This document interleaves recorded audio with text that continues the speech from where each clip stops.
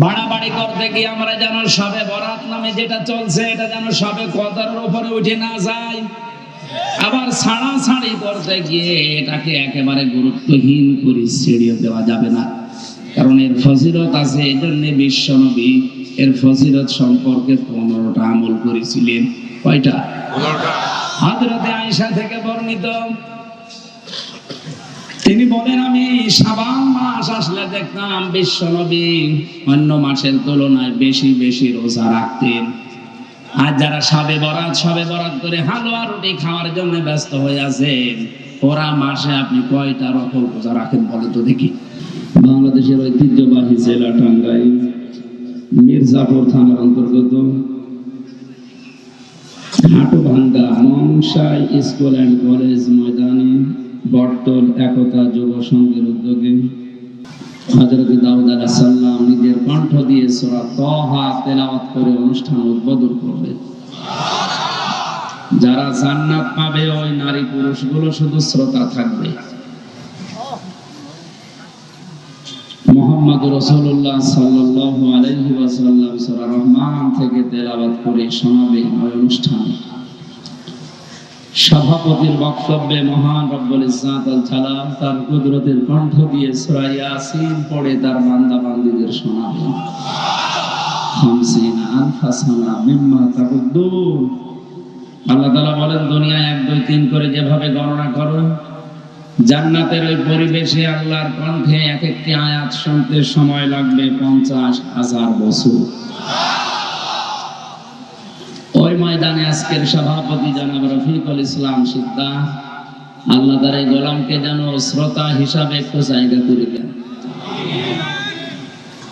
আপনাদের আমিন বলার ধরন দেখে মনে হচ্ছে উনি কাজ মনে হয় ভালো করেনি। জবান খুলে বলেন তো আমিন। মাহফিলের প্রধান অতিথি শাইখুল মাশায়েখ, মাননীয় জাতীয় সংসদ সদস্য, সাংগঠনিক সম্পাদক টাঙ্গাইল জেলা আওয়ামী লীগ, জননেতা খান আহমেদ শুভ এমপি দামাত বারকাতুহুল আলিয়া, তার মাকে হারিয়েছে। আল্লাহ মায়ের কবরটা যেন জান্নাতুল ফেরদাউস বানায়। বাবা জীবিত আছে কিন্তু অসুস্থ, হায়াতে তাজ্জেবা সিহাতে কুল্লিয়া কামনা করছি। আল্লাহ তুমি কোরআনের ইজ্জতে তাকে দান করো।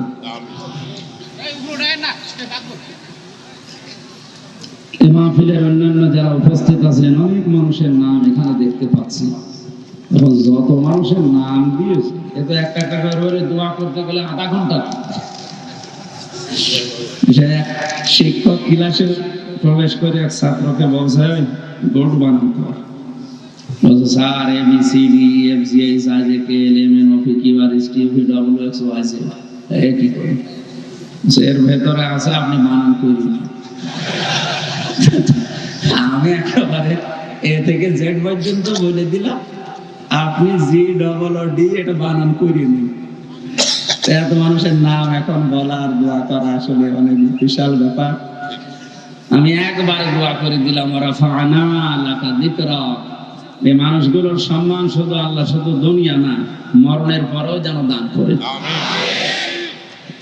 বিশেষ করে অতিথি হিসাবে যাদেরকে আপনারা নিয়ে এসেছেন, এখানে আলোচনা রেখেছেন হাফেজ মাওলানা মুফতি সাইফুল্লাহ রহমানী, হাফেজ মাওলানা রাসেল মোহাম্মদ সহ অন্যান্য উলামা ইকরাম, সামনে বসা মুসলমান ভাইরা, পর্দার আড়ালের সম্মানিত মা এবং বোনেরা, প্রশাসনের ভাইরা, প্রাণপ্রিয় টাঙ্গাইলবাসী, মহান রব্বুল ইজ্জাত আল জালালকে ধন্যবাদ জানাচ্ছি, যিনি আমাদের জীবনে এরকম একটা নিয়ামত দিলেন যে শ্বাস প্রশ্বাসে নিঃশ্বাসে নেকি হচ্ছে।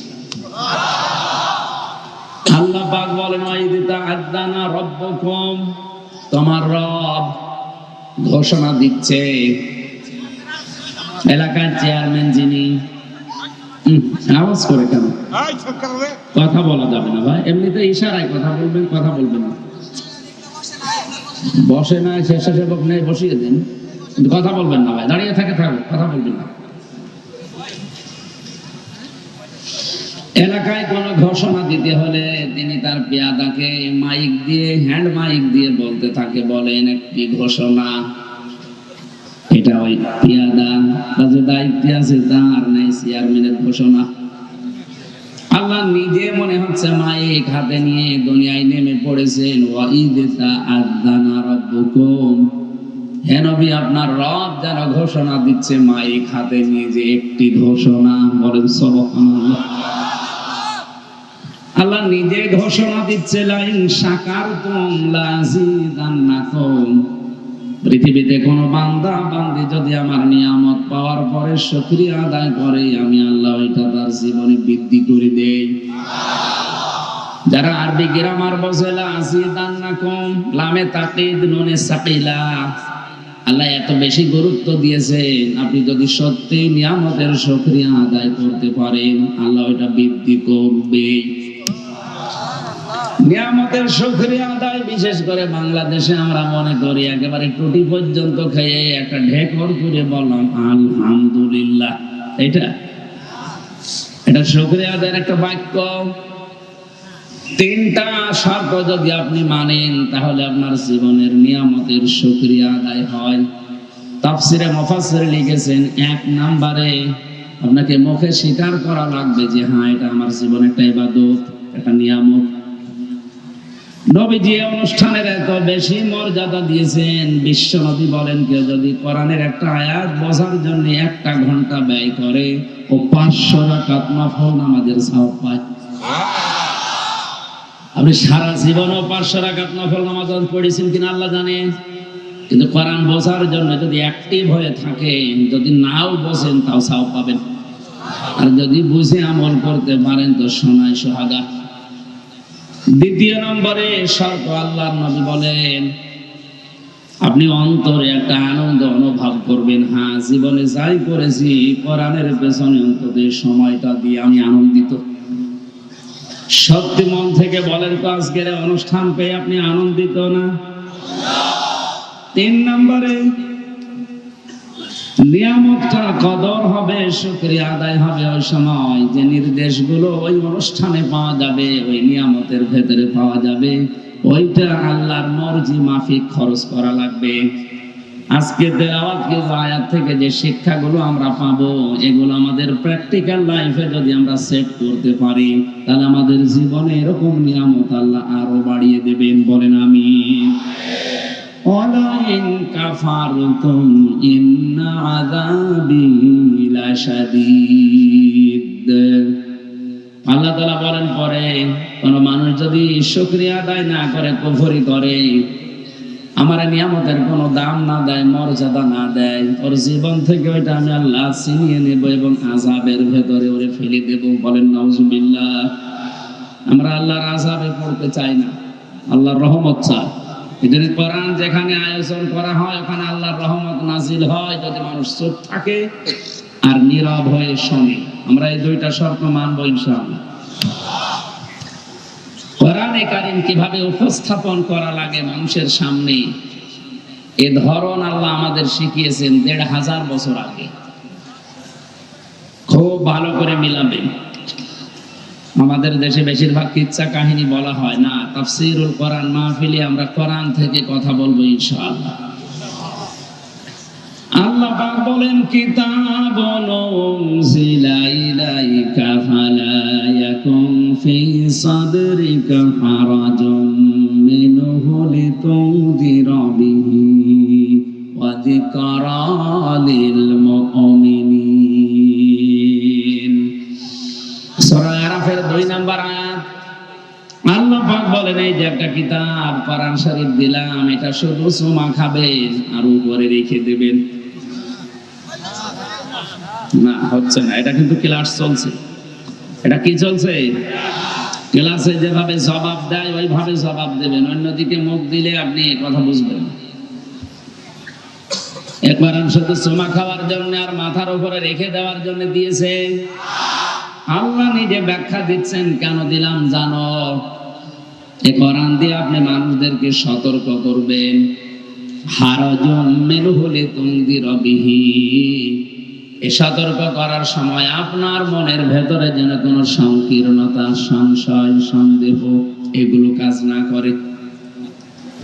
মুরব্বিদের বসিয়ে দিন, এগুলো চেয়ার পেছনে দেন, তো পেছনে দিয়ে মুরব্বিদের বসিয়ে দিন। তাড়াতাড়ি করেন, এখানে বসে আছেন কি কি দেখছেন আপনি? তাড়াতাড়ি করেন।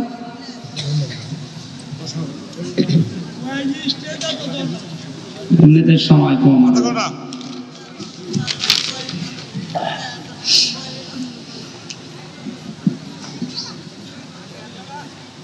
কোরআন এসেছে সতর্ক করার জন্য মানুষদেরকে, কিন্তু সতর্ককারী যিনি হবেন আল্লাহ তাকেই জানিয়েছেন আপনার মনে যেন কোনো ভয় না কাজ করে। কিসের ভয়? হয়তো কোরআন প্রচার করতে গেলে অনেক মানুষ আপনার বক্তব্য শুনে না বোঝার কারণে বিরোধিতা করতে পারে। এরকম মানুষ দেশে এখন আছে। কোরআনের বক্তব্য না বোঝার কারণে মন খারাপ করে, বিরোধিতা করে, এ ধরনের মানুষ এই জেলায় আছে না নেই? দ্বিতীয় নম্বর হারজনের ব্যাখ্যা। আল্লাহ নবী বলেন, আল্লাহ তাআলা জানিয়েছেন কোরআন দিয়ে যখন আপনি তাফসীর করবেন, যখন সতর্ক করতে যাবেন, ওই এলাকাতে হয়তো এমন এমন কাজ ইবাদত মনে করে আবহমান কাল থেকে মানুষ পালন করে আসছে, যেটা আসলে ইবাদত না। কোরআনের তাফসীর করতে গেলে ওইগুলো টিকবে না, কারণ তাফসীর মানে খুলে ফেলা। তাফসীর মানে কি? তাফসীর মানে খুলে ফেলা, উন্মুক্ত করা। সালা দিয়ে ঢাকা আছে, সালা তুলে ফেলা। আবরণ দেওয়া আছে, আবরণ খুলে ফেলা। কোরআন দিয়ে যদি সঠিক তাফসীর করা হয়, ওই এলাকাতে বানানো যে ইবাদত আছে, ইসলাম আছে, ওটা তো টিকার কথা না। যখন আপনাকে যারা নিয়ে এসেছিল, ওই মানুষগুলো শেষে মন খারাপ করে আপনার হাদিয়া তোফা নজর নিয়াজ বন্ধ করে দেবে, এমনকি তাড়াও দিতে পারে। এজন্য আপনি ওই দিকে না তাকিয়ে, ভয় না পেয়ে, সংশয় সন্দেহ দ্বিধা দ্বন্দ্ব সব কিছুর ঊর্ধ্বে উঠে আপনি আমার কোরআন প্রচার করবেন, এই কথা আপনাকে আমি জানালাম। এটা শুধু নবীর জন্যই ছিল না, আমাদের জন্যও আছে। পৃথিবীর প্রত্যেকটি উম্মত যারা নবীর উম্মত বলে দাবি করে, নবী তাদের নির্দেশ দিচ্ছেন, বাল্লিগু আন্নি ওয়ালাউ আয়া, আমার পক্ষ থেকে যদি একটা আয়াত তোমার জানা থাকে ওইটাই পৌঁছিয়ে দাও। টাঙ্গাইলবাসী এখানে কিন্তু শব্দটার দিকে একটু খেয়াল করেন, বাল্লিগ না বাল্লিগু। বহু বছর যারা আলেম আছে, গ্রামার বোঝে আরবি, এ বহু বছরের ভেতরে আমির হামজা যদি থাকে, রফিকুল আছে, কথা বলে না কেন? আমির হামজা হয়তো কোরআনের উপরে অনার্স মাস্টার্স করার কারণে ওর আয়ত্ত আছে একটু বেশি। উনি যদি অত বড় পড়াশোনা নাও করে থাকে, কোরআনের উপরে কুল হুসরাত মুখস্থ আছে। আজকে থেকে দায়িত্ব যদি জানা থাকে, কুল হুয়াল্লাহু আহাদ, ওইটাই যেন আরেকজনের কাছে পৌঁছিয়ে দেয়। এই হাদিসটা যদি সত্যি আমরা আজ উম্মত হিসাবে বাংলাদেশের 18 কোটি মানুষের ভেতরে প্রায় 16 কোটি আমরা নবীর উম্মত, বাকি যারা আছে তারা নাই অন্য ধর্মের, আমরা ওদের বাঁধি দিলাম। বলেন তো 16 কোটি মানুষ এই হাদিস নবীর কথা মেনে নেওয়া ফরজ। নবীর কথা মানা কি? নামাজ আপনি শুধু ফরজ মনে করছেন না, শরীয়তের যে বিধানগুলো আল্লাহ শুধু দেয়নি, নবীকে আল্লাহ শারে বানিয়েছেন, তিনিও শরীয়ত প্রণেতা। তিনি হা বললে হালাল হয়ে যেত, না বললে হারাম হয়ে যেত। এত পাওয়ার আল্লাহ তাকে দিয়েছিলেন, এই দুনিয়া থেকে একবার আঙ্গুল এরকম ইশারা দিয়েছিলেন, চাঁদ পর্যন্ত 2 টুকরা হয়ে গেছে। জমিন থেকে শুধু পা তুলেছিলেন, একবারে আরশে পৌঁছে গেছে। এত বড় পাওয়ার যে লোকটার, তিনি হালাল বলে দিলেন তামাম দুনিয়ার মানুষের জন্য, ওইটা হালাল হয়ে গেছে। এখানে নবী বাল্লিগু আমর, এটা আদেশ, this is my order, so follow. নবীজি বলছেন এটা আমার আদেশ, তোমার একজনের প্রতি না, যারা উম্মত দাবি করবে সবার প্রতি আমার আদেশ, তোমরা প্রচার করো। যদি একটা কথাও তোমার জানা থাকে, তাহলে আমি এই দায়িত্ব পালন করতে গিয়ে বাতিলের টার্গেট হব। আপনিও তো নবীর উম্মত, কথা বলে না কেন? আপনার কিছুই হবে না, এটা তো মেনে নেওয়া যাচ্ছে না। আমি এটা নামাজের মতো ফরজ মনে করি কোরআন প্রচার করা, কোরআনের প্রসার ঘটানো। আমি যেমন নামাজ ফরজ মনে করি, রোজা ফরজ মনে করি, এটা প্রচার করা ফরজ মনে করি। এ দায়িত্ব যদি দেশের সবাই আজ পালন করতাম, কেউ কোরআনের বিরুদ্ধে অবস্থান নেওয়ার সাহস পেত না। আমাকেও 3 বছর বিনা কারণে জেলের ভেতরে থাকা লাগতো না, কারণ আমরা সবাই প্রচার করি আপনি কয়জনকে জেলে রাখবেন, শেষে জেলে আর জায়গা হতো না। তখন আর কেউ কিছু বলতে পারতো না, কোরআন প্রচার করার পরিবেশ ওপেন হয়ে যেত। বলেন ঠিক কিনা? এজন্য আমাদের উচিত হচ্ছে কোরআনে কারীম যে যতটুকু জানি কারো দিকে তাকিয়ে না, কে রাজি হবে কে বেজার হবে, যাক আমি তাকাবো আল্লাহর দিকে, কারণ কোরআন সবার জন্য। হাদা বায়ানুল লিন্নাসি ওয়া হুদা ওয়া মাউইযাতুল লিল মুত্তাকিন। আল্লাহ সূরা আলে ইমরানের 138 নম্বর আয়াতে জানিয়েছেন, একটা কিতাব, একটা বায়ান, বক্তব্য। দুনিয়ায় যদি কেউ বক্তব্য শুরু করে সে যেন কোরআন দিয়ে বক্তব্য দেয়। আমরা এমন এমন বক্তব্য শুরু করি যেটা কোরআনে নেই, হাদিসে নেই, যার ভেতরে মিথ্যা পরিপূর্ণ। কারণ মান ক্বালা বিহি সাদাকা, যারা কোরআন দিয়ে কথা বলে এদের কথাই শুধুমাত্র সত্য কথা। এই হাদিসের বিপরীত দিকে তাকান, নবীজি বলেন মান ক্বালা বিহি সাদাকা, যারা কোরআন দিয়ে কথা বলে এরা সত্য কথা বলে। সুতরাং এই কোরআন বাদ দিয়ে যারাই কথা বলবে সে যেই হোক মিথ্যাবাদী। কথা বলা লাগবে।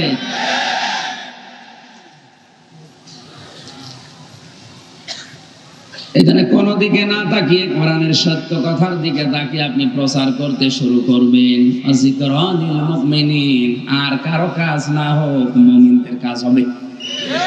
কে বলছে? মুমিনদের কাজ হবে। যাক্কির ফাইন্নাদ যিকরা তানফাউল মুমিনিন। হে নবী আলোচনা করেন কোরআন দিয়ে, যাদের ভেতরে ঈমান আছে তাদের উপকার হবে। কি হবে উপকার? তাদের ঈমানটা বাড়বে। ইন্নামাল মুমিনুনা আল্লাযীনা ইযা যুকিরাল্লাহু ওয়াজিলাত কুলুবুহুম ওয়া ইযা তুলিয়াত আলাইহিম আয়াতুহু যাদাতুহুম ঈমানা ওয়া আলা রাব্বিহিম ইয়াতাওয়াক্কালুন। আল্লাহর দৃষ্টি দেয়, এদিকে তাকান। আল্লাহর দৃষ্টিতে সত্যিকারের মুমিন ওই লোকটাকে বলা হয় যার সামনে আল্লাহর নাম উচ্চারণ হলে তাদের ভেতরে কেঁপে ওঠে। না জানি আল্লাহর বক্তব্য আমার বাস্তব জীবনে প্র্যাকটিক্যাল লাইফে আবার মেলে কিনা। যখন দেখে না মিলছে না, তখন ভেতরে ঝলঝলা পয়দা হয়ে যায়, তাদের অন্তরাত্মা কাঁপে, কেঁপে কেঁপে ওঠে। যাদাতুহুম ঈমানা, কোরআনের তেলাওয়াত যখন শুনে এর মর্মবাণী বলছে তাদের ঈমান যা আছে আরো বেড়ে যায়। কোরআন শুনলে মানুষের ঈমান বেড়ে যায়, এ কথা বলছে কে? কোরআন শোনার পরে ঈমান বাড়বে তাদের, যে ঈমান আছে, আর যার ঈমান নেই ওর ঈমান বাড়বে কি করে? এ কোরআন নবীজি আবু জেহেলের সামনেও পড়েছিলেন, আবু বকরের সামনেও পড়েছিলেন। দুইজনের নামের আগে আবু আছে, কথা বলে না কেন? এক আবু জেহেল কোরআন শুনে ওর সন্তান বেড়ে গেছে, আর একজন আবু বকর কোরআন শুনে ঈমান যা ছিল বৃদ্ধি হয়ে গেছে। ঈমান এত বাড়বে তাদের, ওয়ালা রাব্বিহিম ইয়াতাওয়াক্কালুন। আল্লাহ বলেন বাড়ি যাওয়ার আগে ওরা সিদ্ধান্ত নিয়ে যাবে, এখন থেকে পরিস্থিতি যত কঠিন হোক ভরসা করব আল্লাহর উপরে। কোরআনের আলোচনায় সবার মুগ্ধতা আসবে না, সবার চোখ দিয়ে পানিও আসবে না। সূরা মায়েদার 7 নম্বর পারার 1 নম্বর পৃষ্ঠার 1 নম্বর লাইনের 83 নম্বর আয়াতে আছে, ওয়াইজা সামিউ মা উনজিলা ইলার রাসূলি তারা আ'য়ুনাহুম তাফিদু মিনাদ দামি মিম্মা আরাফু মিনাল হক। হে নবী, আপনার মুখ থেকে যখন তারা শ্রবণ করবে কোরআনে কারীম, আর যাদের উপলব্ধি করার ক্ষমতা আছে, বোঝার মতো যোগ্যতা আছে, এর মর্মবাণীগুলো যখন তারা টের পাবে যে আমি কি বলতে চাই, আপনি লক্ষ্য করে দেখবেন ওদের চোখ দিয়ে বেয়ে বেয়ে পানি পড়ছে। কোরআনের আলোচনায় সবার চোখে পানি আসবে না, এটা বোঝার মতো যোগ্যতা যদি আপনার ভেতরে তৈরি হয় যে না, কি শুনলাম আর কি করেছি এতদিন। আমার মাঝে মাঝে কোরআন পড়তে গেলে মনে হয় আমাল হায়াতুদ দুনিয়া ইল্লা মাতাউল গুরুর বলেছেন আল্লাহ। পৃথিবীর মানুষেরা এই কথাটা কোরআনে বারবার আল্লাহ দিয়েছেন। হে পৃথিবীর মানুষেরা, দুনিয়ার জীবন কিন্তু ধোঁকা, খেলাধুলা, রং তামাশা, এছাড়া কিছু না। কে বলছেন? এই আয়াতটা সেই জন্মের পর থেকে, সেই 6.5 বছর বয়স থেকে তো পড়ছি, এই 33 বছর বয়স পর্যন্ত বহুবার পড়েছি।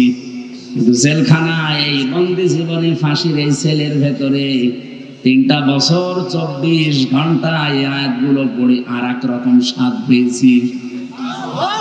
আল্লাহ তাআলা যে বলেন দুনিয়ার জীবন যে ধোঁকা, খেল তামাশা, রং তামাশা ছাড়া কিছু না, আসলে বাস্তব। মানে ভাই, আমি আপনি এসেছি খালি গায়ে খালি পাই ন্যাংটা হয়ে, কথা বলেন না কেন? আবার যাওয়াও লাগবে খালি ন্যাংটা হয়ে, যে কাপড়টা সাথে দেবে ও কয়দিন পরে পৌঁছে যাবে।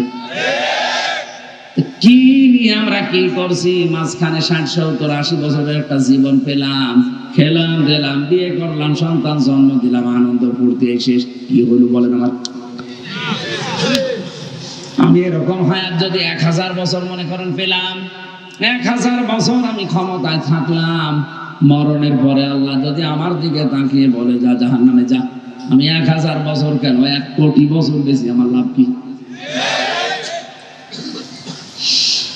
মানুষের জীবন তো সফল হইল তার ফামান সুহসিহানিন নার ওয়া উদখিলাল জান্নাতা ফাকাদ ফাজ। সূরা আলে ইমরান 4 নম্বর পারার 13 নম্বর পৃষ্ঠার 13 নম্বর লাইনের 185 নম্বর আয়াতের মাঝের অংশে আছে আল্লাহ তাআলা বলেন, ওই লোকটার জীবন আমি আল্লাহর দৃষ্টিতে সফল, যাকে আমি আল্লাহ জাহান্নামের আগুন থেকে মুক্ত করে জান্নাতে দিয়ে দিয়েছি। আমাদের জীবনের সফলতা ওইটা।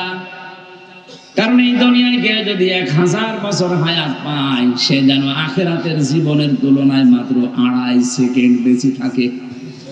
কত?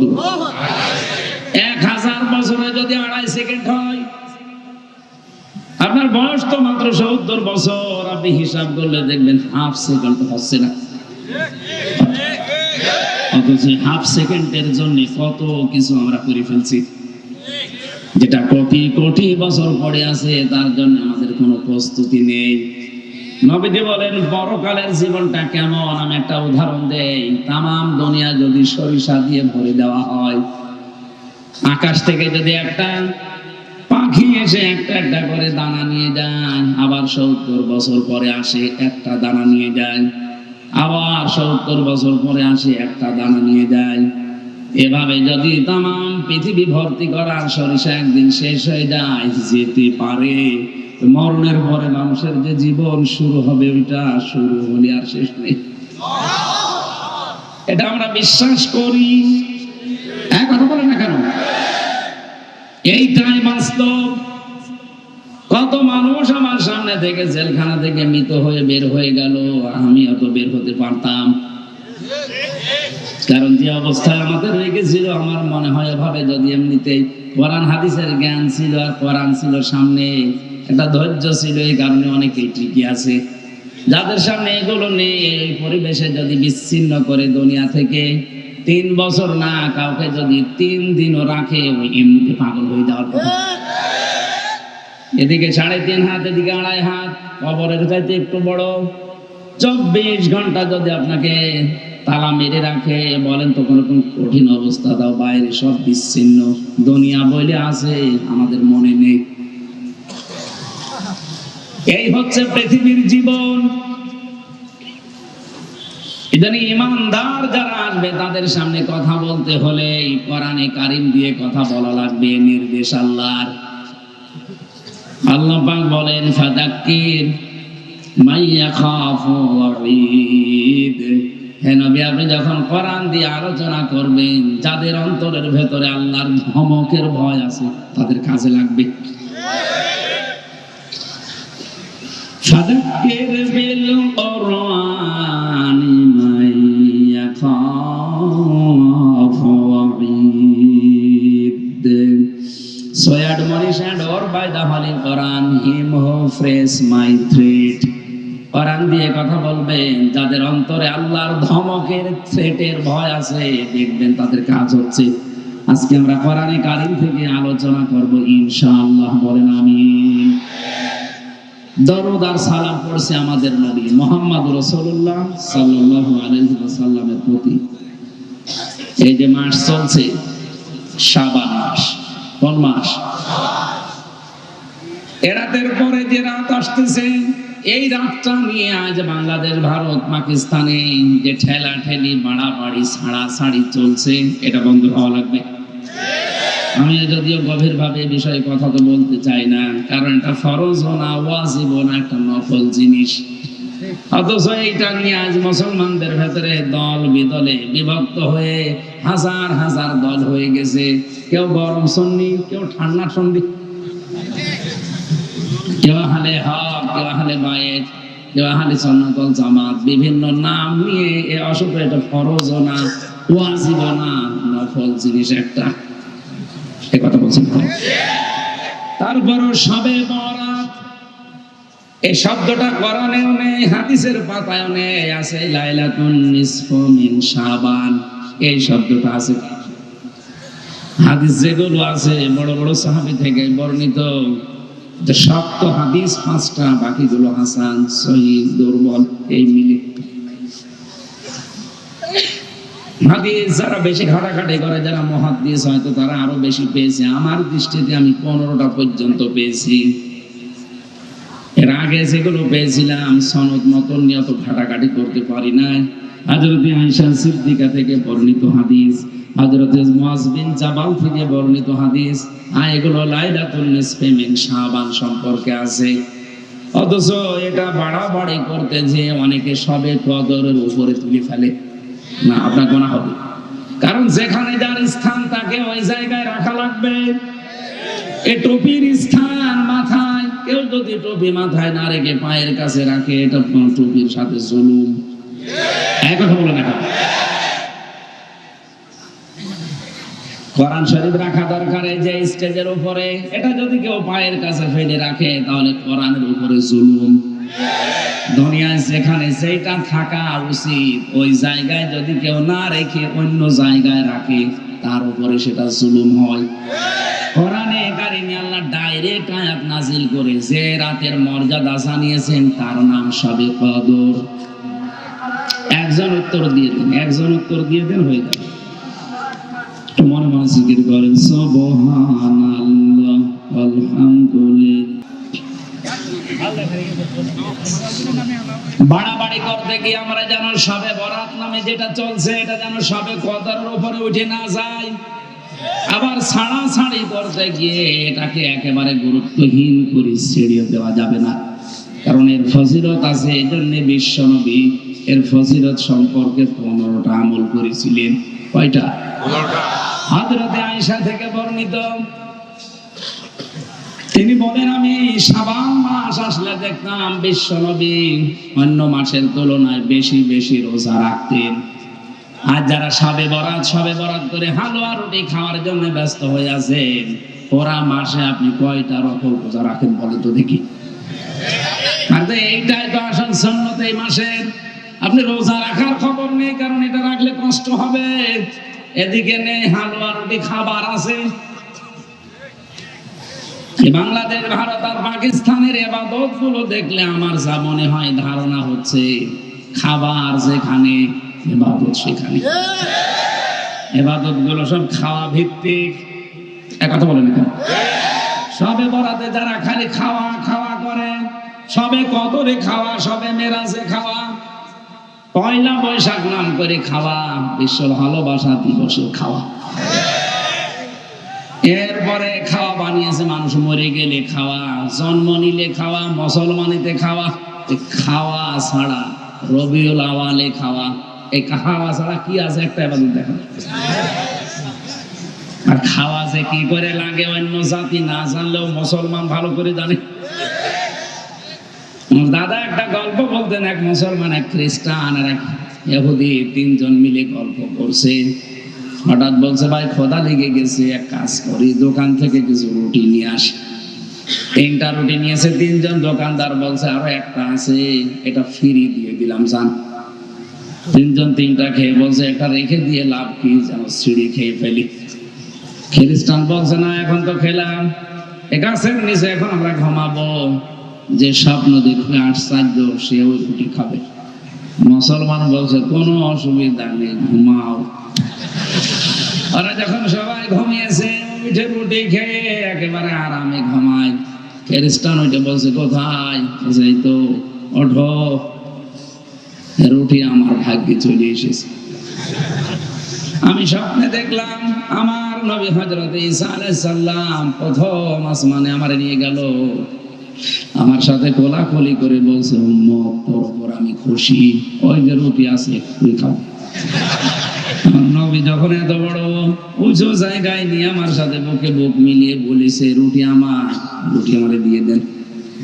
ইহুদি বলছে তোমার স্বপ্ন হলো, তুমি তো শুধু প্রথম আসমানের আমার নবী মুসা নবী আমারে স্বপ্নে ডাক দিয়ে বুকে জড়িয়ে কপালে চুমা দিয়ে বলছে উম্মত তোর উপরে আমি খুশি, ওই যে রুটি আছে তুই খাবি। আমি তো তোমার অনেক উপরে গেছি। যিনি মুসা নবী হযরত মুসা আল্লাহর সাথে কথা বলতেন, এত বড় কালিমুল্লাহ নবী, তিনি যখন নির্দেশ দিয়েছে রুটি আমার, রুটি আছে। এরা 2জন মিলে মুসলমানকে তোলে, কিন্তু তো ওঠে না, সে ঘুমাচ্ছে। ওরা যখন চিমটি দিয়ে তুলে যে বলছে কি ঘুম ভাঙিয়ে দিলে, বলে ঘুম ভাঙাবো না মানে রুটি তো আমাদের হয়ে গেছে। বলছে তোমাদের স্বপ্ন আমি ঘুমের ভেতরে শুনেছি, আমার স্বপ্ন জানো, তোমরা যখন ঘুমিয়ে বিভোর, আমি দেখি বিশাল এক দৈত্য দানব একটা মুগুর নিয়ে এসে আমারে বলছে এই মুসলমান যদি বাঁচতে চাস রুটি খা। আমি বললাম না, আমি আমানতের খেয়ানত করি না। মুসলমান আমানতের খেয়ানত করতে পারে? আরো জোরে। আমানতের খেয়ানত বলতে আপনি কি বোঝেন? এখানে যারা আছে 100 জনের 99 জন অনেকেই বলবে আমানতের খেয়ানত মানে টাকা দিয়েছি 10,000 ওইটা ফেরত দেয় না, এটা আমানতের খেয়ানত। এটা তো একটা পয়েন্ট গেল। নবীজি বলেন কিয়ামত ওই পর্যন্ত কায়েম হবে না যখন আমানতের খেয়ানত করা একেবারে ব্যাপক হারে ছড়াবে না। অথচ পৃথিবীতে এখন সব চাইতে বেশি এটা চলছে। আমানতের সব চাইতে বড় খেয়ানত হচ্ছে যে চেয়ারে যে লোক বসার যোগ্যতা রাখে না তাকে যদি জোর করে বসানো হয়, এটা বড় খেয়ানত। তাম দুনিয়া এখন সব চাইতে বেশি চলছে। নাম ধরা লাগবে। যে যে চেয়ারে বসার যোগ্যতা রাখে না জোর করে বসে অথবা বসানো হয়। আমরা এদিকে খেয়াল যদি না রাখি, হঠাৎ করে কিয়ামত কায়েম হয়ে গেলে আপনি কিছুই আর টের পাবেন না। অনেকে মনে করে কিয়ামত এখন 72 সালের পরে। কে বলছে? কোরআনে কারিমে সূরা নাহলের ভেতরে আছে, হে নবী কিয়ামত কেমন ভাবে কায়েম করব জানেন? যখন আমানতের খেয়ানত ব্যাপক হারে ছড়িয়ে পড়বে। এই কাজটা যখন বেশি বেশি তাম দুনিয়ায় চলবে, চোখের পলক মারতে যতটুকু সময় লাগে, কোরআনে এই শব্দটা আছে, চোখের পলক মারতে যতটুকু সময় লাগবে এরকম সময় দুনিয়া তছনছ করে ফেলবে। আর আমরা আশায় আছি কিয়ামত আসতে এখনো দেরি, 72 সাল পর্যন্ত খেয়ে নেই। মুসলমান বলছে না, আমানতের খেয়ানত আমি করব না। শেষে মগুর আমার মাথার উপরে তুলে বলছে যদি বাঁচতে চাস খা, নাই মারলাম। জীবন বাঁচানোর তাগিদে খেয়ে ফেলিস। খ্রিস্টান ডাক দিয়ে বলে এত বড় বিপদ গেলে আমাদের ডাকতে পারলে না, এটা কি করে? একজন আছে প্রথম আসমানের, একজন 6ষ্ঠ আসমানে, আমি আশপাশে দেখি কেউ নেই। খাওয়া কি করে লাগে, কোন কায়দায় খাওয়া যায়, অন্য কোন ইবাদত যদি নাও বোঝে, এটা বুঝে ভালো। শাবান মাস আসলে নবীজি করতেন কি, আর আপনি কি করছেন? তেলাওয়াত কিতাবে ওই কথাগুলো আছে, মনোযোগ আছে আপনাদের? জবান খুলে কোরআনের সোনালী আয়াত পড়েন। আউযু বিল্লাহি মিনাশ শাইতানির রাজিম। বিসমিল্লাহির রহমানির রহিম। আল্লাহু আকবার। আমি তাফসীর আকারে কথা বলবো, খুব খেয়াল করে শুনবেন। বিশ্ব নবী পৃথিবীতে সর্বোচ্চ কথা বলেছিলেন কিন্তু মাত্র 27 মিনিট, আর আমরা ঘন্টার পরে ঘন্টা কথা বলেই যাই, মানুষ শুনে যায়, কিন্তু মূল মেসেজটা নিতে পারে না, কারণ আমাদের কথায় কোনো মাল নেই। কথা বলেন না।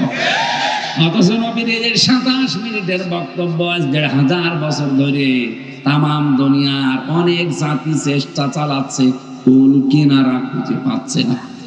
এত কথা 27 মিনিটে ছিল।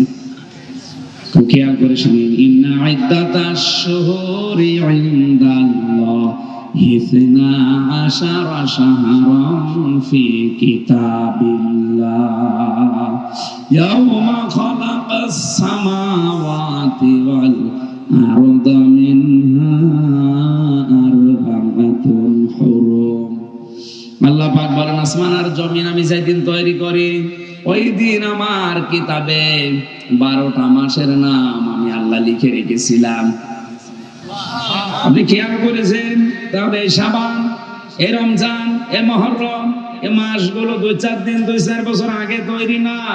আকাশ আর জমিন আল্লাহ যেদিন তৈরি করেছেন, ওই দিন তার কিতাব মানে কোরআন। কারণ কি? কোরআনের নাম হচ্ছে আল কিতাব। কোরআনের নাম কি? আল্লাহর কিতাবের ভেতরে আল্লাহ এই 12টা মাসের নাম নিজে লিখেছিলেন। তাহলে মুহররম এই নামটা বানিয়েছে কে? রজব এই নামটা বানিয়েছে কে? শাবান, রমজান এই নাম বানিয়েছে আল্লাহ নিজে। মিনহা আরবা'াতুন হুরুম, তার ভেতরে 4টা মাস পবিত্র মাস। মুফাসসিরিন ইকরাম ইবনে কাসিরের ভেতরে লিখেছেন, 1 নম্বরে জিলকাদ, জিলহজ, মুহররম, কেউ কেউ বলেছে এটা শাবান অথবা রমজান অথবা রজব। এই 4টা মাসের পবিত্রতা রক্ষা করে চলার জন্য আল্লাহ নির্দেশ দিচ্ছেন। এটা যেহেতু পবিত্র মাস, হারাম মাস, হারাম মানে পবিত্র, ওই যে মসজিদুল হারাম, পবিত্র মসজিদ। অনেকে হারাম মানে মনে করো অবৈধ। হারাম মানে অবৈধ আর একটা অর্থ, কিন্তু মসজিদুল হারাম যেটা, এটা পবিত্র মসজিদ। আল্লাহর কাছে পবিত্র মাস কয়টা? আরো জোরে। এই 4 মাসে কাফেররা পর্যন্ত, মুশরিকরা পর্যন্ত যুদ্ধ, মারামারি, বিগ্রহ, উল্টাপাল্টা কাজ বন্ধ করে দিত। তাহলে এই মাসের ভেতরে যত শাবান মাস আছে, কোন ঐতিহাসিকের বর্ণনা অনুযায়ী। সুতরাং আমরা মুসলিম, 12টা মাসের 4 মাসের ভেতরে শাবান যেহেতু বেশি, আল্লাহর এই নিষিদ্ধ কাজগুলো আমরা ছেড়ে দেওয়ার মাধ্যমে এই মাসকে সম্মান জানাবো। কে কে নিষিদ্ধ আছে আল্লাহর? কোরআনে কারিমে সূরা মায়েদা 7 নম্বর পারা 2 নম্বর পৃষ্ঠার 1 নম্বর লাইনের 190 নম্বর আয়াতে আল্লাহ শয়তানের ঘৃণিত 4টা কাজের কথা জানিয়েছেন। এটা ঘৃণিত কাজ, আবার শয়তানের কাজ। শয়তানও পর্যন্ত এই 4টা কাজ ঘৃণা করে। আমাদের বাংলাদেশে যদিও 4টা কাজ থাকে, ওগুলো রাষ্ট্রীয়ভাবে তুলে দেওয়া কথা, কিন্তু যদি না পারে, আর সরকার বাহাদুর আইন করছে, চেষ্টা চালাচ্ছে, কিন্তু পারছে না। আমি জেলখানায় দেখেছি 100 জনের প্রায় 60 জন তো হবে এই আয়াতের সাথে মিল আছে। আমি আয়াতটা আগে দেখি, মিলাই আপনাদের সাথে। ইয়া আইয়ুহাল্লাযীনা আমানু ইন্নামাল খামরু ওয়াল মাইসিরু ওয়াল আনসাবু ওয়াল আজলামু রিজসুম মিন আমালিশ শাইতান ফাজতানিবুহু লাআল্লাকুম তুফলিহুন। যত তাফসীর আছে বাংলাদেশে, আমি অধিকাংশ গুলো আয়াতের সাথে মিলিয়ে পেয়েছি। শয়তান পর্যন্ত 4টা কাজ করতে ঘৃণা করে, তারপরও সে করে। কি করে? ঘৃণা করে কাজটা, তারপরও সে করে। আমাদের যাদের সিটা ফোটা পর্যন্ত ঈমান আছে, জিনা করতে আমাদের আনন্দ লাগে না খারাপ লাগে? মন থেকে আপনার জীবনও মেনে নেবে না। যদিও যৌবনের তাড়নায়, নফসের ধোঁকায়, শয়তানের ফেরেবে আমরা করে ফেলি, কিন্তু মন থেকে ঈমান যাদের আছে, জিনা জীবন মেনে নেবে না। এক কথা বলা লাগবে, মেনে নেবে। আর নিজের আপন মায়ের সাথে যদি হয় জীবনেও কল্পনা করা যায়। শয়তানের এই চারটা কাজ করে কিন্তু ঘৃণা সহ করে। ইমানদারের কাছে যেমন জেনা করতে শয়তানের ধোঁকায় যৌবনের ধারণায় করে, কিন্তু ঘৃণার সাথে মন মেনে নিতে চায় না। শয়তানেরও এই চারটা কাজ মন মেনে নিতে চায় না, ঘৃণা সহকারেও করে। এক নম্বরে ইন্নামাল খামরু, আল্লাহ বলেন ইমানদারের আমি তোমাদের উপরে মাদক দ্রব্য যত আছে সব হারাম করলাম। মদ কি? আরো জোরে বলেন মদ কি? পৃথিবীতে শয়তানের ভাই বলে আল্লাহ আখ্যা দিয়েছেন তাদেরকে, যে মানুষগুলো অপচয় করে আর অপব্যয় করে। একটা শব্দ হচ্ছে ইসরাফ আর একটা হচ্ছে তাবজির। ইসরাফ মানে কোন জায়েজ কাজে টাকা খরচ করা উল্টাপাল্টা করে। 2 কেজি আম হলে আপনার পরিবার চলে যায় একদিন, টাকার গরম দেখাতে গিয়ে 20 কেজি আম কিনে নিয়ে এসে পচাচ্ছে। আম কেনা যায় যাচ্ছে না নেই, কিন্তু যে বেশি করে কিনে নষ্ট করলেন এর নাম হচ্ছে অপব্যয়, এর নাম ইসরাফ, এর নাম কি? এটা হারাম। এটা কি? কিন্তু এর চাইতে আরো মারাত্মক আরেকটা আছে, তার নাম তাবজির। আলেম যারা আছেন, তাফসীর বলা হয় আল্লাহর কোন অবৈধ ঘোষণা করা জিনিসকে টাকা পয়সা খরচ করে ওইটা লাগানো। যেমন মদ কি? মদের পেছনে কেউ যদি টাকা পয়সা খরচ করে এটা আর ইসরাফ থাকে না, ওটা তাফসীর হয়ে যায়। কোরআনে কারিমে আল্লাহ জানিয়েছেন ইন্নাল মুবাযযিরিনা কানু ইখওয়ানাশ শায়াতিন ওয়া কানাশ শাইতানু লিরাব্বিহি কাফুরা। অবশ্যই অপচয় যারা করে, আমি আবার বলছি, অপব্যয় আর অপচয় কি এক জিনিস? ইসরাফ আর তাফসীর এক জিনিস না। অপব্যয় বলা হয় বৈধ কোন জিনিস কেনার চাইতে আরো বেশি করে কেনার নাম ইসরাফ, অপব্যয়। আর অবৈধ কোন জিনিস টাকা খরচ করে নষ্ট করার নাম তাফসীর, অপব্যয়। এটা আল্লাহর কাছে সবচাইতে বড় ঘৃণিত কাজ। পড়া কোরআন শরীফ পড়ে আমি শয়তানের ভাই এ কথা কোন পাপের আগে শুনিনি। এইটা টাকা কোন পাপের আগে মায়ের সাথে জেনা করে কিন্তু শয়তানের ভাই আল্লাহ বলেননি। নিজের আপন বোনের সাথে জেনা করেছে, শয়তানের ভাই আল্লাহ বলেননি। অথচ যারা অপচয় করে তাদেরকে আল্লাহ নিজে বলছেন এগুলো শয়তানের ভাই। শয়তানের ভাই কি? শয়তান। শয়তানের ভাই কি? আমার যদি ছোট ভাই থাকে আমি যেমন মানুষ, সেও কি? এক কথা বলেন না কেন? অপচয় যারা করছেন আজ মদ, আল্লাহ বলেন আমি হারাম করলাম, এটা শয়তানের কাছে ঘৃণিত কাজ। অথচ আজ এটা অনেক মুসলমানের কাজ হয়ে দাঁড়িয়েছে। অনেক মুসলমান এটার ব্যবসা করে খাচ্ছে। মদের ব্যবসা করা, মাদক ব্যবসা করা আর শুকরের মাংস খাওয়া কোনো পার্থক্য নেই, একই। মদ এখন বিশ্বে চলছে 4 প্রকার: নাকির, হাদ্দাবা, খাদরা, আর কি যেন আছে একটা। এটা দর্শন চুয়াডাঙ্গার কেরুজ মিলে এটা তৈরি হয়, রিফাইন করে বাইরের দেশে যায়। মদটা হারাম করে দিয়েছিলেন 53 বছর আগে। যদি এটা বন্ধ করে বাংলাদেশে অন্য কোনো কিছু চালু করতো, এদেশে আল্লাহর রহমত আরো বেশি আসতো। কারণ হারাম জিনিসে কোনো বরকত আল্লাহ দেয় না। হয়তো চর্মচোখে দেখা যায় বিশাল কিছু আসতেছে, কিন্তু একদিক থেকে আসবে, 5 দিক থেকে আল্লাহ কেড়ে নেবে। এই যে কুকুরের বাচ্চা হয় প্রতি বছরে বছরে 8টা 10টা করে, তারপরও কুকুর খুঁজে পাওয়া যায় না। আর গরুর বাচ্চা বছরে একটা হয়, তারপরও গরু যেভাবে মানুষেরা খায় কোনো অভাব হয় না। একটাই কারণ, এটা হালাল আর ওইটা হারাম। হালালে আল্লাহ নিজে বরকত দিয়ে দেয়, আর হারামে আল্লাহ বরকত তুলে নেয়। বলেন নাউজুবিল্লাহ। আর যারা হারাম ব্যবসা করছেন, সুদের ব্যবসা, না এলাকার সুদ নেই আছে মানে 180 মাইল বেগে চলছে। এলাকায় অনেকে চাষবাস করে খান, বিশেষ করে জমি জায়গা দিয়ে। এই যে 1 লাখ টাকা আমি এনাকে দিলাম, উনি 1 বিঘা জমি দিয়ে দিল, যতদিন জমি করে খাবো টাকা ফেরত দেওয়া লাগবে না। এটার নাম কি? লাভে লাভে যাই বলেন, বন্ধক বলেন, আপনি বুঝলেই হবে। এই বিষয়টা কি বুঝেছে যে এলাকায় আছে? এটা হারাম। এটা যারা করছেন হাত তোলেন তো। এরকম মানুষ যদি থাকেন দেখি আপনাকে। একজন শুধু, তাহলে হাদিস বলা ঠিক হচ্ছে না। আপনি যা করছেন করেন ভাই, বাকি 100 জনের 99 জন ঠিক আছে। এলাকায় এগুলো চলেন, এগুলো ওই লালমনির হাট, কুড়িগ্রাম, নীলফামারী এইদিকে এগুলো চালাচ্ছে। হ্যাঁ, এলাকায় যদি থাকেন একজন হাত তুললেন মানে তার মানে আপনারা মিথ্যাবাদী। হাত তোলেন, কোনো অসুবিধা নেই। ক্যামেরা ওই রে বাবা, কত হাত তুলছে।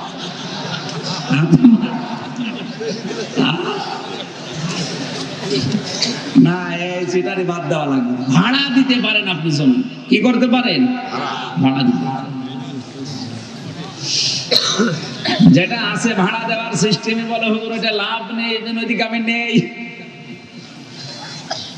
আরে ভাই, শয়তান তো আপনাকে হারাম জিনিস এমন সুন্দর করে রং চং মাখিয়ে দেখাবে, মনে হবে এইটাই সব। কিন্তু আল্লাহ যদি কোনো কাছের বরকত তুলে নেয়, তার দুনিয়া একদিক হলেও কিছু হবে না। সুদের টাকা নিয়ে, ঘুষের টাকা নিয়ে 50,000 টাকা প্রতিদিন উপায় করে বাড়িতে আসবেন। আপনি বাড়িতে এসে দেখবেন ঘুষের টাকা নিয়ে আসলেন 50,000। আপনার বউ পড়ে আছে, কি গো আমার মাথা ব্যথা করছে, নিয়ে আয় ডাক্তার। ছেলের দিকে তাকিয়ে দেখবেন ছেলে, কি গো বলেন চোখে কম দেখতেছি, নিয়ে যা ডাক্তারের কাছে। মেয়ের দিকে তাকাবেন, কি হয়েছে বলেন চিনি ধরিস, কবিরাজ। তোমার কি হচ্ছে? আমার হুজুর নিয়ে আসেন, ছাড়া লাগবে। এই যে 50,000 টাকা অবৈধ ভাবে নিয়ে আসলেন, এখন ডাক্তারকে, কবিরাজকে, হুজুরকে টাকা দিতে দিতে 50 নিয়ে এসেছিলেন, টাকা লাগছে আরো 20,000 বেশি।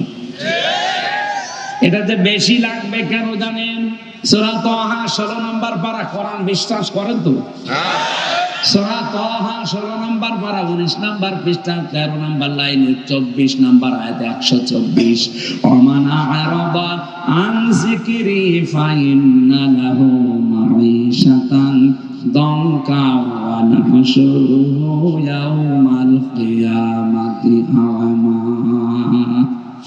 আল্লাহ পাক বলেন, আমার আইন বাদ দিয়ে, আমার নিয়ম নীতি বাদ দিয়ে কেউ যদি উপায় করে হারাম ভাবে, আমি আল্লাহ ওর জীবনটা সংকীর্ণ করে দেই। ওর আয় উন্নতিতে কোনো বরকত থাকে না। চর্ম চোখে দেখে, কিন্তু না, আসলে ওটা বরকত না।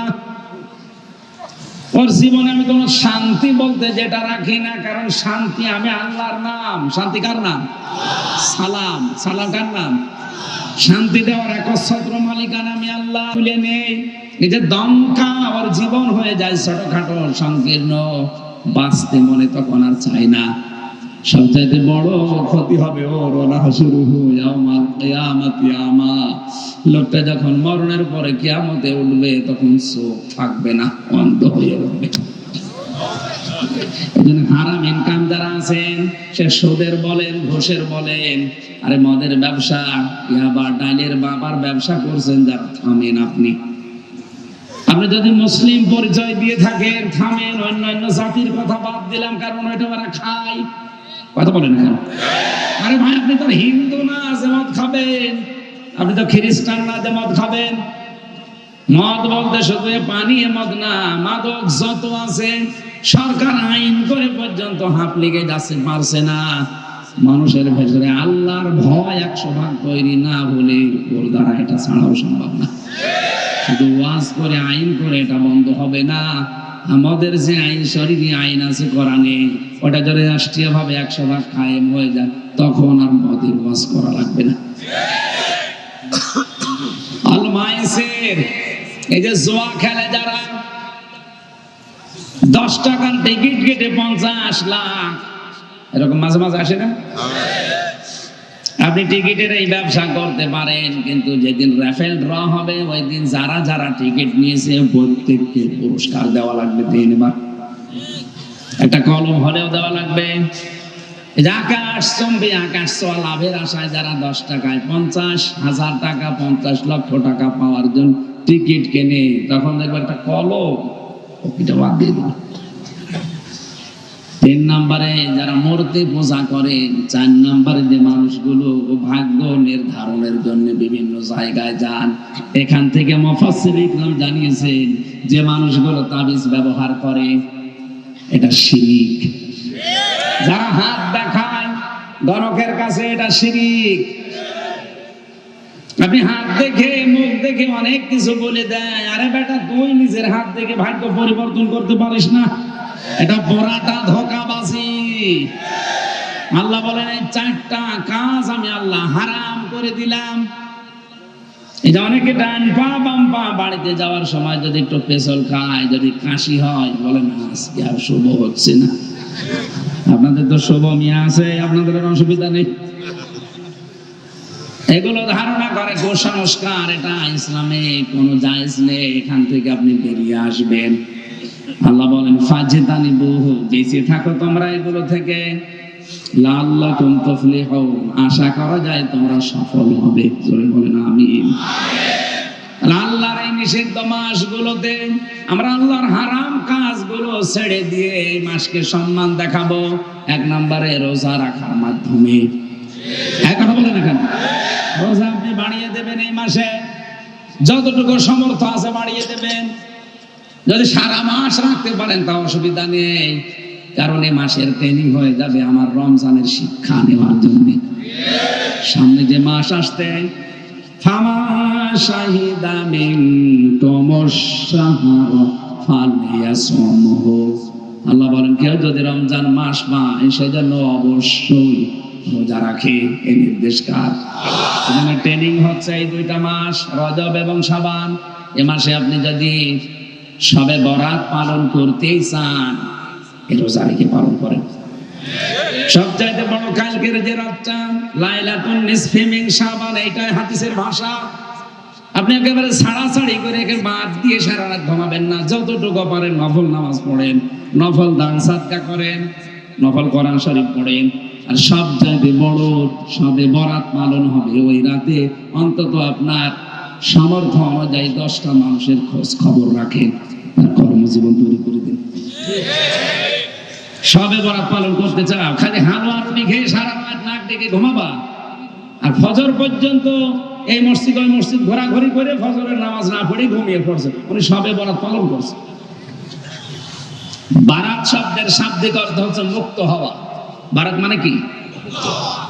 আর সব মানে রজনী, মুক্তির রজনী বলা হয়। কিন্তু মুক্তি পাবেন কখন? আপনার দ্বারা যখন মানবতার উপকার হবে। প্রধানমন্ত্রী শেখ হাসিনা যে উদ্যোগগুলো এই 15 বছরের ভেতরে নিয়েছে, তার সবচাইতে ভালো উদ্যোগ একটি খামার একটি বাড়ি। এটার দ্বারা একজন মানুষের কর্মজীবন তৈরি হয় আর একটা মাথা গোজার ঠাঁই হয়। আমি এই কোরআন সামনে নিয়ে বলছি, ওনার জীবনের যদি কিচ্ছু কবুল না হয়, এই কাজটা কবুল হবে। কারণ এর দ্বারা বাংলাদেশের লক্ষ লক্ষ মানুষেরা মাথা গোজার একটা ঠাঁই পেয়েছে আর একটা কর্মসংস্থান পেয়েছে। এখন বলেন না কেন? আপনি এই কাজে অন্তত সাপোর্ট করা লাগবে। হ্যাঁ, যাদের দায়িত্ব দিয়েছিল তারা মারিং কাটিং করেছে, এখন উনি ওখানে বসে করবেন। হয়তো 100 টাকার কাজে 80 টাকার কাজ হয়েছে, 20 টাকা উপরওয়ালারা খেয়ে ফেলেছে। কিন্তু কাজ তো অন্তত ওনার নিয়ত তো ভালো ছিল। যারা জাহান্নামে যাবে মুসলমান দাবি করার পর, ওদেরকে ফেরেশতা জিজ্ঞাসা করবে, তুই তো মুসলমান, জাহান্নামে আসলি কেন? সূরা মুদ্দাসসিরের ভেতরে আছে। ওরা 4টা কথা বলবে। 1 নম্বরে বলবে ক্বালু লাম নাকু মিনাল মুসাল্লিন, নামাজ পড়তাম না এইজন্য আল্লাহ জাহান্নামে দিয়েছে। তাহলে আয়াত দ্বারা ফতোয়া বের হয়, দুনিয়ায় যদি কেউ নামাজ না পড়ে মুসলমান দাবি করে, ও আওয়ামী লীগ, বিএনপি, জাতীয় পার্টি, জামাত যাই করুক, ও জাহান্নামে। হ্যাঁ, কথা বলেন। এমনকি ফরজ নামাজ যদি কেউ ছেড়ে দেয়, আল্লাহ নিজে তার দায়িত্ব ছেড়ে দেয়। সুতরাং আজকে থেকে যতদিন বেঁচে আছেন, আজরাইল যতদিন না আসে, ফরজ নামাজ জীবন থাকতে ছেড়ে দেব না। এই কারা রাজি আছেন দেখি? লিল্লাহি তাকবীর।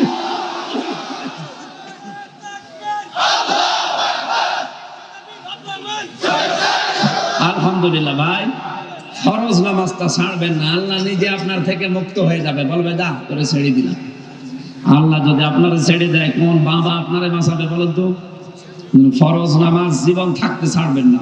2 নম্বরে আলাম না কোন তিমল মিসকিন, এতিম মিসকিনদের খাবার দিতাম না।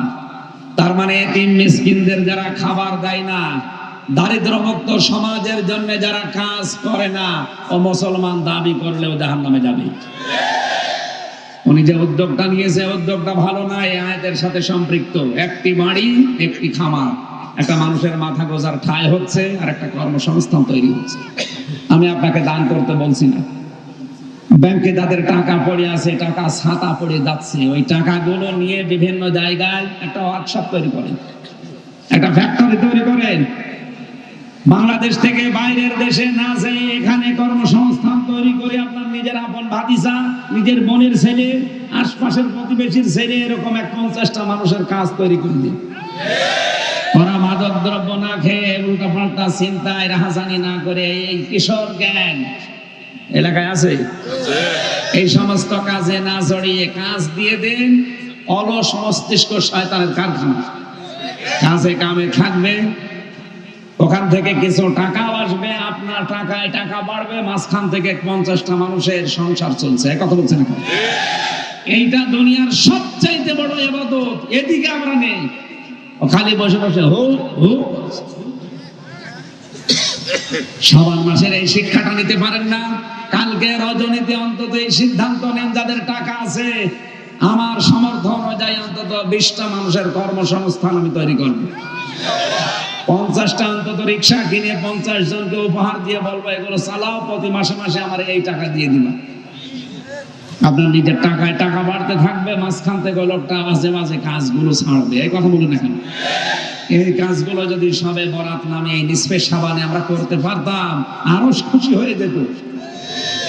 এই সমস্ত কাজে কামে নেই, ও হালুয়া রুটি খাওয়ার জন্য ব্যস্ত হয়ে আছে। বাড়াবাড়ি করা যাবে না, রাতে ছাড়া ছাড়িও করা যাবে না। এটা একটা ফজিলতপূর্ণ রাত, কিন্তু সবে কদরের উপরে না। সবে কদর সরাসরি কোরআন দিয়ে প্রমাণিত। কি দিয়ে? আর সবে বরাত যেটা নাম নিসফে শাবান, এটা হাদিস দিয়ে প্রমাণিত। কোরআনের উপরে জীবনও হাদিস যেতে পারে? বলেন বলেন।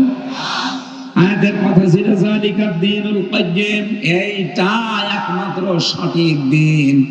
এটা নাম দিয়েছেন আল্লাহ, দিনের আগে যে আলিফ লাম আছে, যালিকা দ্বীনুল কাইয়্যিম। যালিকা বলা হয় ইসমে ইশারা। কোনটা? আল্লাহ যেন তার কুদরতে হাত দিয়ে এভাবে দেখিয়ে দিচ্ছেন, এইটাই। পৃথিবীতে এখন 4,500-এর উপরে ধর্ম চলছে। আল্লাহর কাছে মনোনীত একটাই মাত্র ধর্ম, তার নাম ইসলাম। এখানে আমরা অন্তত দুনিয়ায় কিছু যদি না পাই, ইহুদি খ্রিস্টানদের মতো, একটা আশা আমাদের আছে যে আমরা ইসলাম পেয়েছি। আমাদের নাম, আমরা মুসলমান, আমাদের নাম কি? ফালা তাজলিমু ফীহিন্না আনফুসাকুম। সুতরাং নিজেদের উপরে নিজেরা জুলুম করো না। এই হারাম মাসে হারাম কাজ করে, হারাম মাসে হারাম কাজ মানে পবিত্র মাসে হারাম এই কাজগুলো করে আল্লাহর উপরে জুলুম করো না, নিজেদের উপরে। সুতরাং এই কাজগুলো যারা করছেন, এই যে চকলখড়ি করা, এই কথা ওর কাছে লাগানো, তালাতালি করা, এই কাজগুলো ছেড়ে দেওয়া লাগবে। সম্মানিত মা বোন যারা আছেন, আপনাদের ভেতরে রোগটা বেশি, এর কথা ওর কাছে লাগিয়ে তালাতালি করে সম্পর্ক নষ্ট করে দেয়। কথা বলেন। মেরাজের ঘটনা পড়েছি সূরা বানী ইসরাঈলে। নবীজি বলেন, আমি জাহান্নামের দিকে তাকিয়ে দেখলাম অধিকাংশ মহিলারা জাহান্নামী। জিবরাইলকে বললাম, এগুলো জাহান্নামে এসেছে কোন কারণে? বলে এরা শিরিক করত, কুফরি করত। নবীজি বলেন, জিবরাইল এরা কি কুফরি করত আল্লাহর সাথে? ফেরেশতা বলেন, না হুজুর, এরা কুফরি করত তার স্বামীর সাথে। আমার তো এই হাদিসটার ব্যাখ্যা পড়ে মনে হচ্ছে বাংলাদেশের 100 জনের 98টা মহিলা জাহান্নামে যাবে। কারণ আমি যে স্বামী, এইটাও স্বামী, স্বামীরা এগুলো মন থেকে বলতে বলেন তো, সারা জীবন আমরা ওদের জন্য ব্যয় করে দিলাম, মাথার ঘাম পায়ে ফেলে স্ত্রীর মুখে হাসি ফোটানোর জন্য চেষ্টা চালায় একজন স্বামী। সারা জীবনে যা চেয়েছে তাই পেয়েছে। হঠাৎ একটা সাবান যদি কম হয়ে যায়, বলে তোর বাড়িতে আসিনি, বলে কিছু পেলাম না। এই যে স্বামীর সাথে না শুকরিয়া কুফরি, এই কারণে অধিকাংশ মহিলা জাহান্নামে যাবে। এরকম বউ আছে কার? হাত তোলেন তো। আমার মনে হয় হাদিস একজন শুধু। সম্মানিত মা বোনেরা, আমি জানি আপনাদের প্যান্ডেলে লোক ধরছে না মহিলারা, আগামী মাহফিল থেকে আর এরা আসবেন না, এ হুজুর নিয়ে এসেছে। আমি আপনাকে ভালোবাসি, আপনাকে বাঁচার জন্য বললাম। আজ আলেম বলেন, জালেম বলেন, সাধারণ মানুষ বলেন, হাজারো মানুষ জীবন শেষ করে দিচ্ছে ওর জন্য। সারা জীবনে যা চেয়েছে তাই পেয়েছে। শুধু একদিন একটু কাপড় কম হয়ে গেছে, তাও 1000 টাকা দিয়ে কেনার কথা ছিল, 700 টাকা দিয়ে কিনেছে। এই কারণে এমন কথা বলে মুখের উপরে, এর কাছে এসে জীবনে কিছু পেলাম না, আমি বলে ভাত খেয়ে গেলাম, অন্য কোনো মহিলা হলে চিড়েও খেত না। আপনার জীবনের পেছনে যা ছিল সব ধ্বংস হয়ে গেছে, সব শেষ। ফেরাউনের মতো এত বড় ভয়ঙ্কর, এত বড় জালেম স্বামী তো আপনার না। তারপর ফেরাউনের স্ত্রী আসিয়া কোনোদিন স্বামীর নামে বদদোয়া দেন না। তিনি বলেছিলেন, আল্লাহ তুমি আমাকে বাঁচাও, কিন্তু আমার স্বামীকে আমি বদদোয়া দিতে চাই না। বলেন তো, এত বড় জালেম জানোয়ার স্বামী হাতের ভেতরে ব্রেক লাগিয়ে রাখবে, মাথার উপরে গরম তেল ঢেলে দিত আল্লাহর ইবাদত করার কারণে। এরকম জালেমের বিরুদ্ধেও তিনি বদদোয়া করেননি। আল্লাহ নাজ্জিনি মিন ফিরআউনা, আয়াত হচ্ছে নাজ্জিনি, একালিটা আনাছে, হে আল্লাহ তুমি আমাকে বাঁচাও, কিন্তু আমার স্বামীরে কিছু বলো না। সুবহানাল্লাহ বলতে পারেন না? হযরতে আসিয়ার জন্য আল্লাহ একমাত্র মহিলা যার জন্য আল্লাহ নিজে জান্নাতে ঘর বানিয়েছেন, এমনি স্বামীর কারণে। আরে সারা জীবন ঠিক আছে, একটা সাবান কম হলে বদদোয়া দেয় ও মানুষ। ও মহিলাদের জীবনের মতো ওয়াজ শোনা শেষ করে দিল। আজকে বাড়িদার বলবে হুজুর এলাকায় না আসে না। সম্মানিত মা বোনেরা, আপনাকে আমি সত্যি কোরআন সামনে নিয়ে বলছি, ভালোবাসি। আমি দেখতে পাচ্ছি কোরআন হাদিসের চোখ লাগিয়ে আপনি এই কারণে জাহান্নামী হয়ে যাচ্ছে। নবীজি নিজে দেখে এসেছে, আপনি পাল্টাবেন। এই হারাম মাসে এই অপবিত্র কাজগুলো আপনি ছেড়ে দেন এই পবিত্র মাসে, তাহলে সম্মান দেওয়া হবে।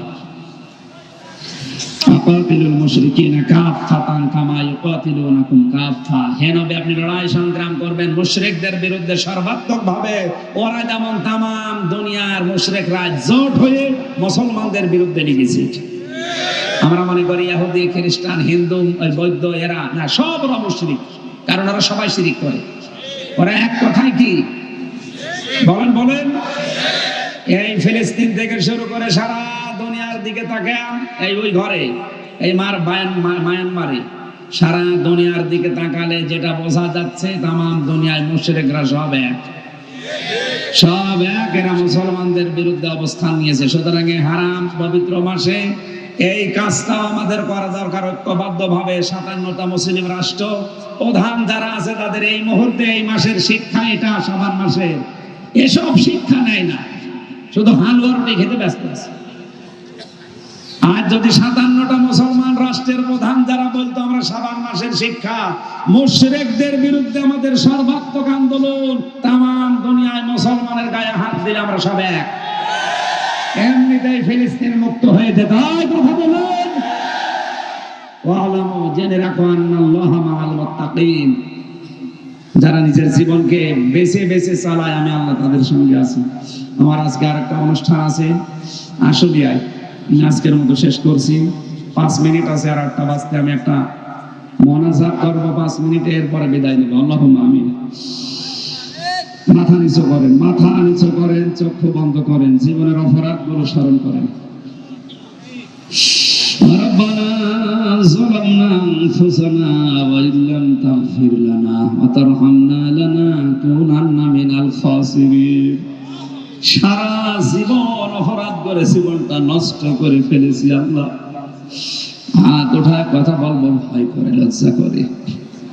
আমাদের পেছনে তাকালে মনে হয় জাহান্নাম ছাড়া আমাদের কিছুই দেখা যায় না।